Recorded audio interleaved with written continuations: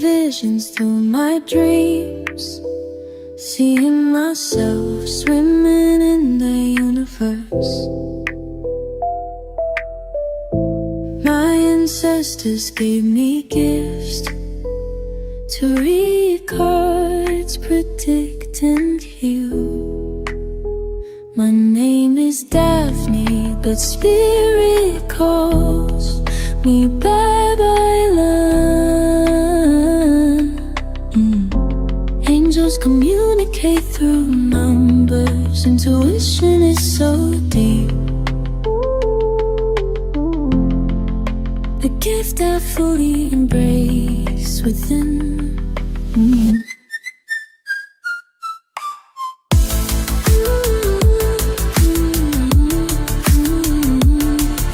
Hello everyone, welcome po sa inyong almost personal readings.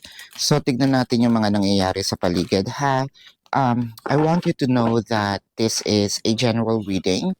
So you may resonate po sa buong reading na ito or baka konti lang, no? Take what's only yours. And please believe in the divine timing dahil ito pong reading na ito is timeless reading. So whenever you find this video, the message is meant to find you. Let's start with the Queen of Swords, followed by the Queen of Cups.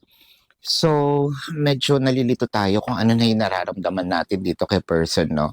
Whether this is, ito ba ay mahal pa natin? Nabibwisit ba tayo?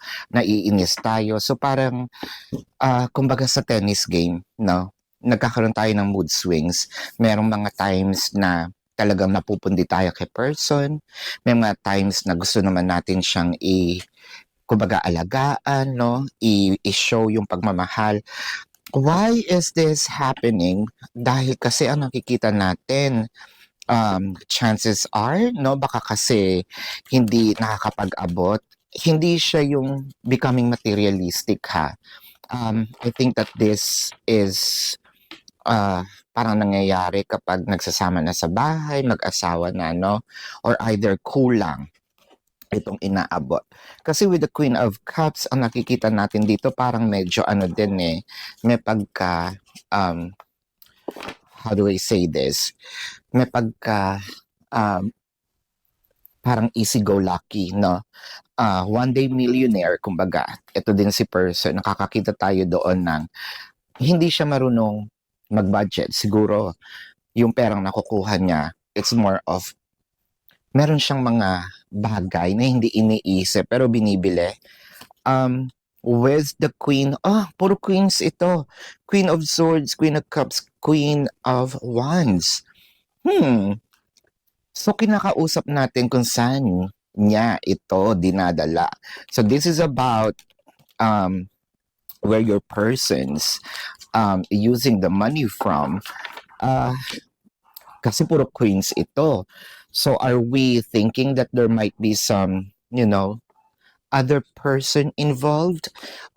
It may not be romantically, pwede itong sabihin natin, syempre hindi naman natin masisisi kung ang ating person ay nagbibigay din sa kanyang mga magulang, no? That's actually, hindi naman obligation, pero if that is what your person wants to do, ayan, medyo taasan natin yung brightness, no? If that is what your person wants to do, I think that that is okay. Wala naman sigurong problema sa atin kung ito ay sinasabi, no, sa atin. Pero kasi nakakapagtaka lang, bakit kailangan ilihim? Lalo na kung magulang naman niya yon. So there must be something here na medyo, or kapatid naman niya, kaanak naman niya. Ito ba yung napag-uusapan, napag-aawayan? Kasi with the Queen of Swords, let's clarify the Queen of Swords. Kasi dito napupunta yung trigger, no?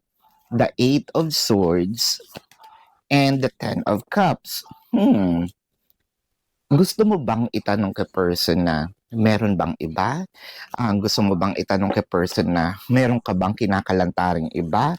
Meron ka bang ibang taong binubuhay pa apart from us, no? And probably you're thinking of another family na probably tinatago sa'yo, or yun yung gusto mong itanong, meron ka bang ibang pamilya, no?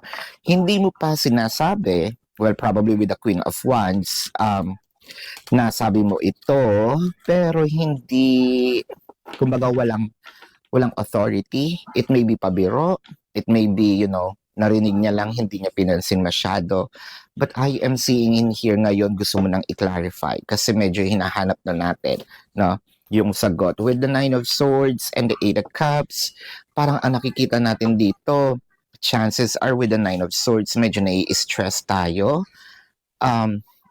Bakit naman tayo magja-jump into conclusion or bakit tayo magja-jump into parang actions of I don't want to do this anymore or probably lalayo ako agad-agad. So meron tayo ditong parang gustong gawing action which is lumayo, probably i-pause ang connection because you're stressing out, the Ace of Swords and the Devil card. Dahil siguro ito ay masyadong nililihim ni person kaya ka nagkakaroon ng ganitong idea. Well, sana lang ibinibigay sa iyo yung clarity kasi iba na yung nagiging conclusion mo. Paano ba naman kasi kung maging tapat ka, sabihin mo yung totoo, baka, yung gravity ng pwede niyang gawing pagkakamali, baka mas malesen kesa sa parang feeling mo kasi dito, harap-harapan kang niloloko, no? With the Empress, the Fool card, and the Judgment.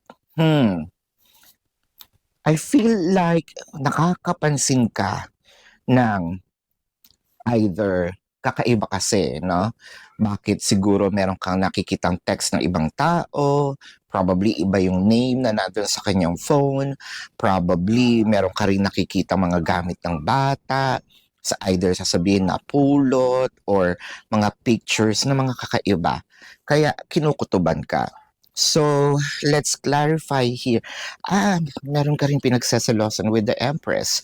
So, it can be something that you probably already know or you know this person, parang gusto mo lang itanong, baka kasi gusto mo itanong, if in case no meron na nga naging connection ito before, baka gusto mo itanong na, are you still continuously having an affair with this person, no? Nadagdagan ba yung anak ninyo for those who are in a situation of natanggap na itong third party. With the 10 of Swords and the 6 of Pentacles, in fact, sabi naman dito ng cards, wala.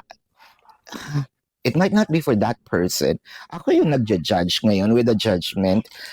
So saan na pupunta yun actually ang tanong natin. So kung hindi na ito doon sa third party, no, sa iyong pinagseselosan or wala talagang third party involved, so saan na pupunta?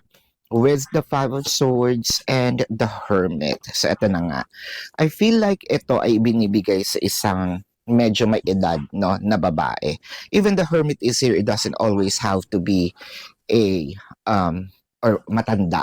It could be the mom, the dad, it could be a support, no. Sana lang hindi na tayo dumating dito sa para kasing naaaning tayo, no, or parang feeling mo pinaparaning ka.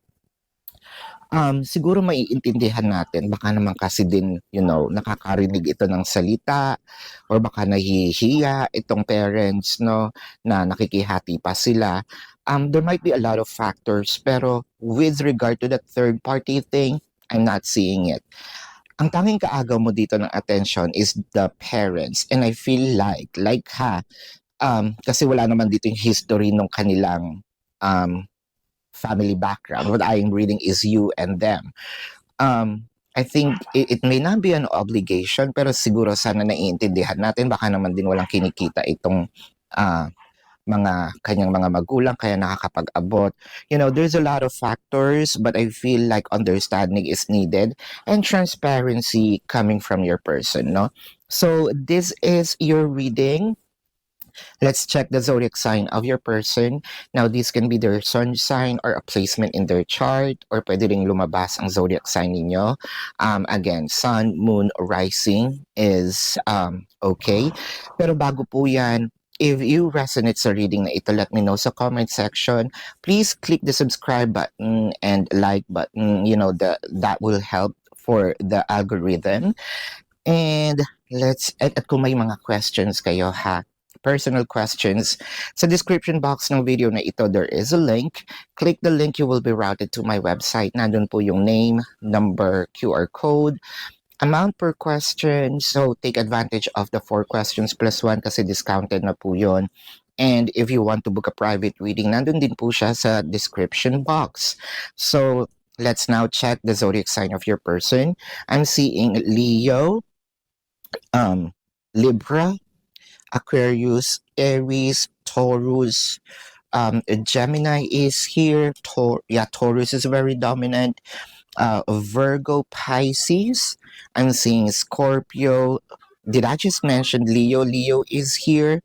Capricorn is here. I am seeing Cancer. So yeah, this is your reading. Maraming salamat. Love and light. Namaste. See you po sa susunod na readings. Goodbye. You want the best.